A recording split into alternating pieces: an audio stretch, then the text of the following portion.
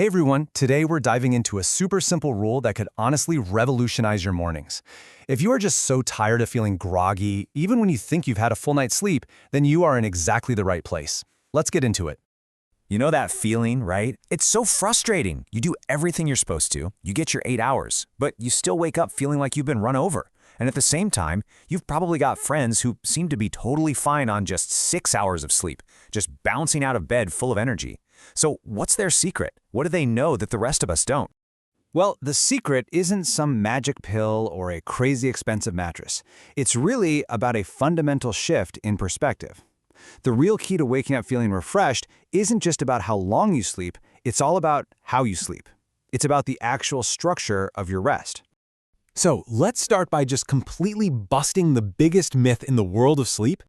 Okay, here's the core idea you need to grasp. Your brain isn't just a simple clock ticking down from 8 hours. Nope. It operates on a series of repeating cycles, and if you can learn to work with these natural rhythms instead of against them, you can unlock a whole new level of energy. Now let's get into the nitty-gritty of the biology here. What is actually happening inside your brain while you're asleep? And here it is. This is the magic number, 90 minutes. Sleep scientists have figured out that our brains move through these really predictable cycles, and each one lasts about 90 minutes. This is the fundamental building block of a good night's rest. What's so fascinating is that each of these 90-minute cycles has very distinct jobs. You cycle through several stages, but two of them are just absolutely crucial. You've got deep sleep, which is mainly for your body. That's when you're repairing tissue, strengthening your immune system. And then you have REM sleep, which is for your brain. That's when you're processing emotions and locking in memories. So here's where it all goes wrong. If your alarm clock jolts you awake right in the middle of one of these deep stages, it's like catching your brain and your body completely by surprise. All of their essential repair work gets cut short, and that is what causes that awful, groggy feeling in the morning. And this feeling, believe it or not, actually has a name. It's called sleep inertia. It's that heavy, confused, slow-motion feeling where it seems like your brain is literally still half asleep. Waking up mid-cycle puts you at a biological disadvantage that can drag on for hours.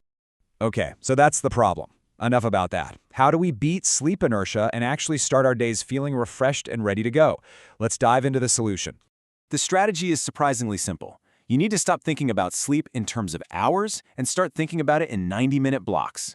The goal is to complete a full cycle, not just to hit some arbitrary number of hours. And here's how the math works out. 7.5 hours isn't just a random number. It's 5 complete 90-minute cycles.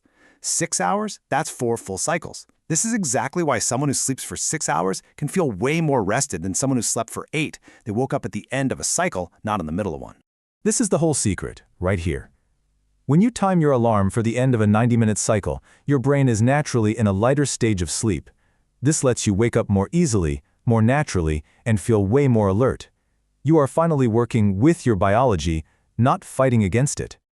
Now, this hack is already pretty powerful, but it becomes even more effective when you pair it with some really good daily habits. So let's look at how you can set yourself up for success every single night. You see, our bodies have this incredible internal clock. It's called the circadian rhythm. And when you stick to a consistent sleep schedule, even on the weekends, your brain learns to trust it. It starts to anticipate bedtime and begins releasing that sleepy hormone melatonin, right on cue. This helps you fall asleep faster and makes your sleep cycles way more predictable. A really simple way to get ready for sleep is the 3-2-1 rule. 3 hours before bed, no more big meals. 2 hours before, stop working. Let your brain wind down. And then 1 hour before bed, put away all the screens.